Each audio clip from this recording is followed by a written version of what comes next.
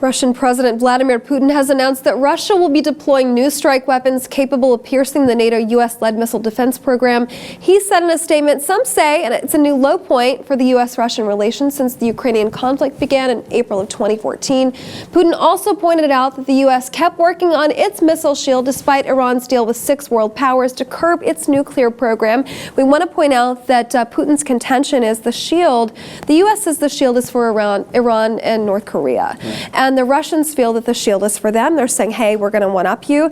And just FYI, we're developing our defenses against ballistic missiles, anything that you have, and we're not spending as much money doing it. What do you make of this? Well, okay, so one of those main things that Russia is seeing as provocations towards them is the missile defense complex, which is in Poland. It's also called the European Interceptor Site. And you know, I think what they're coming out and saying now is, you know, the U.S. has these capabilities, France, India, Israel, why can't we? I mean, no one likes to get babied in general, no less Putin, of all people. So I'm not taking their side and saying, you know, this is, you know, something they should be doing, but you know, in general, I think in the West's eyes, no matter what the Russians do, they're going to see and they're going to find some evil side to it. I mean, I remember we did this story, I did it with Jose, about how the Russians were making this robot that like was shooting guns, and all these stories were written about how, oh man, Russia's building the new Terminator robot, it's the end of the world, you know. But if we did it, because we're doing this kind of stuff too, with DARPA and our own experiments, it's cool, and it's science and it's technology. But you know, I'm just playing devil's advocate here. But no, I know what you're saying. Yeah.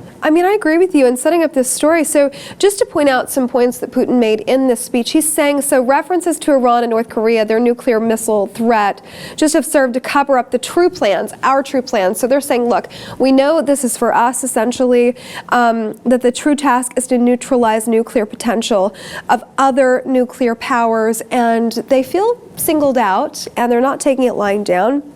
He's saying that over the past 3 years, companies of the military-industrial complex have created and successfully tested a number of prospective weapon systems capable of performing combat missions in this layered defense system. So that's exactly what you're saying. We're doing it. We think nothing of it. But if they did it, it's Cold War 2.0 by proxy. No, exactly. And I think, you know, them developing even more weapons is kind of scaring the West, because they're going to say, oh, we're going to see another Crimea somewhere else, maybe in the Caucasus or in another region that they feel is rightfully theirs, just because they have the manpower and the army to go in there. So I think that's why the West wants to stop them from these kinds of things, for sure. That's right. Well, Kremlin's spokesperson Dmitry Peskov says, look, Russia aims to spend less on its missile defense system than the U.S. has done, and while we're at it, we're going to counteract yours.